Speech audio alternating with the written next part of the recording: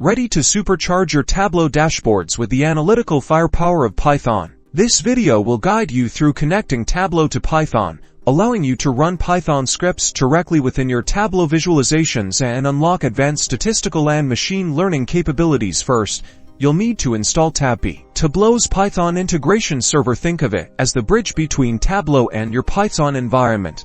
Open your command prompt or terminal and type pip install tabpy_server. Then press enter. This command downloads and installs TabPy along with its dependencies. Wait for the installation to complete. Once the installation is finished, type TabPy and press enter to start the TabPy server. Keep this window open. TabPy needs to be running in the background for Tableau to communicate with Python. Now, let's switch to Tableau. Go to the Help menu, navigate to Settings and Performance, and then click on Manage External Service Connection. In the dialog box, select TabPy External AP as the connection type. The hostname should be set to localhost, and the port should be 9004, which is the default port for TabPy. Click Test Connection to make sure everything is working correctly. If the test is successful, you're ready to start using Python in your calculations.